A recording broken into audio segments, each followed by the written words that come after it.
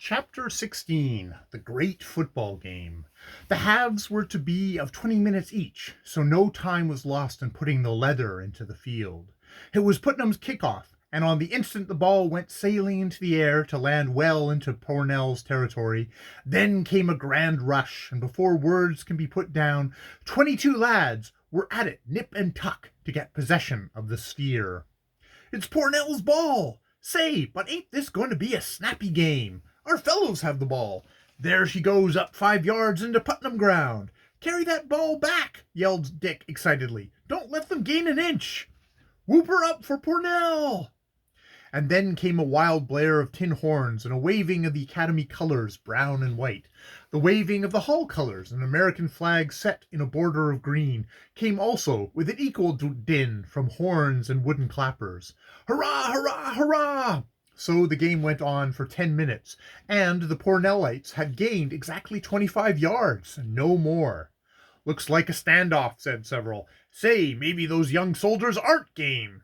"That's what, but we'll wax 'em," was the answer. And then of a sudden came another yell, for Pornell had the ball and was pushing it straight ahead for Putnam's goal. 10 yards, 5 yards more, 15 yards more. Hurrah, hurrah, hurrah! Toot, toot, toot, toot, toot, toot, clack, clack, clack, bang. The Pornellites were now wild, but they stared blankly as they saw plucky Tom Rover snatch the leather up and run back 20 yards with it. "He's going right through with it. There goes Hardy after him. Down they go. Lushier has the ball. It's going back. Run, Lushier, run. $1 if you make it. They can't catch him. Oh, pshaw, down he goes. But the ball is safe. A touchdown. Hurrah!" The cry was correct. Just 3 minutes before the end of the first half, the Pornell team scored a touchdown. Instantly, preparations were made to kick a goal if possible, but the kick was a failure, and the two sides retired for the half, with the score standing 4-0 in Pornell Academy's favor. Glumly, the Hall boys retired to their dressing room, there to be rubbed down by their chums. "It's too bad, it certainly is," came from a dozen sympathizers. "But it can't be helped. Don't give it up yet." "They are too heavy for us in mass play," said Sam. "We must try more running away with the leather." And so it was agreed. Soon the gong rang, and they re-entered the field. "Now, Putnam Hall, do your best. We are looking at you." "They can't play a little bit," sneered Dan Baxter. "I'm ashamed of them." And he smiled to himself, thinking the $50 put up on the game was already as good as won. Sam had given his team some explicit instructions, and these were now being followed. As soon as the ball came into Putnam's possession, there was a run on their part that carried the sphere 20 yards into the opponent's territory. "Go in and win, Putnam! That's the way to do it. Take it from them, Pornell. Go for it. Take it." And Pornell did take it, and half the distance gained was lost. Both teams were now warmed up, and for a fully 5 minutes the ball flew back and forth, remaining at the end of the time almost in the center of the gridiron.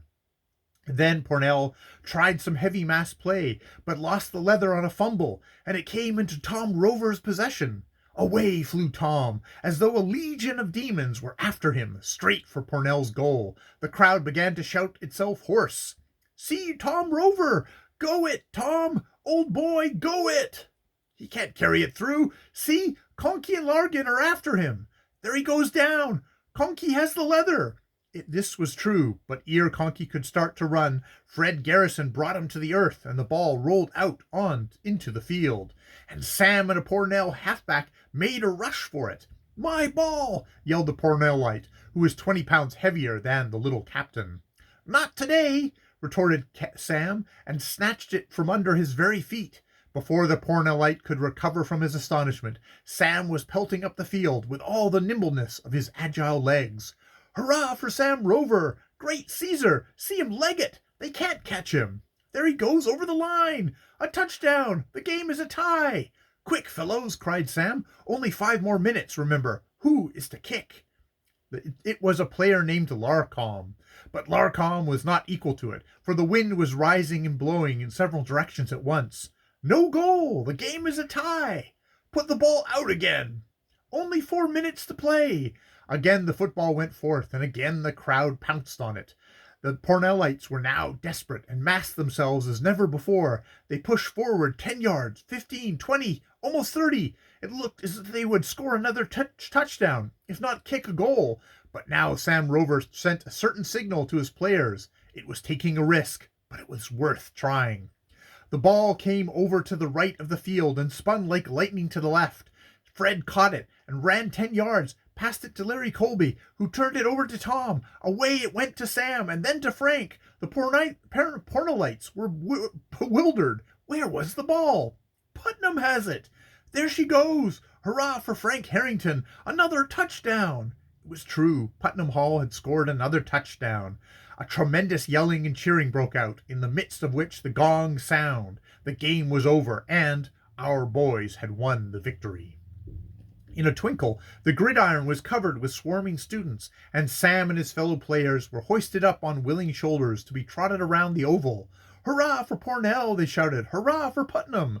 came back the cry. It had been a bitter but friendly contest, and victors and vanquished shook hands over and over again.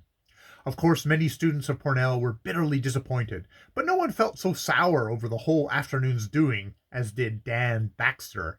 In all, he had lost over $50, and now neither of his fellow students nor the boys of Pornell Academy wanted anything to do with him.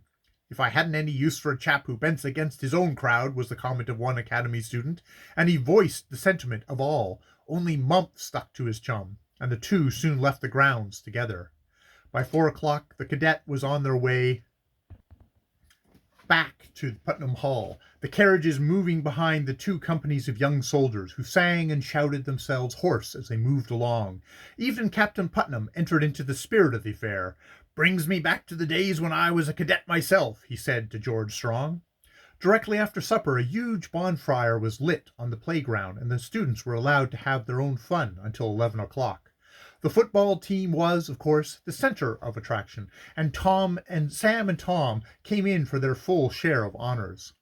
While the festivities of this Thanksgiving Eve were at their height, a sudden thought struck Dick. Captain Putnam had given the cadets permission to go beyond bounds if any cared to do so, and he hurried away, his intention being to call upon Dora Stanhope and see how she was faring. Although Dick would not admit it, he thought a great deal of Dora, and he was sorry that she was in danger of having the detestable Josiah Crabtree for a stepfather. It was a clear moonlit night, and he hurried off in the best of spirits, taking a short-cut by way of a road through the woods. As he walked along, he remembered how Tom had met in this vicinity the thief who had stolen the watch. "I wonder if we'll meet him," he thought, but no tramp put in an appearance. Indeed, he did not see a soul until the Stanhope homestead was reached. A light was burning brightly in the sitting room, and the curtains were drawn down to within 6 inches of the bottom of the window. Dick was about to ascend the porch when he changed his mind and walked softly to one of the windows. "If they have a lot of company, I won't disturb them on a holiday like this," he thought, and peeped under one of the curtains. The sight that met his gaze filled him with astonishment and indignation. Only 2 persons were present, Dora and Josiah Crabtree. Crabtree had the girl by the left wrist and had one hand raised as if to strike his prisoner. End of chapter 16.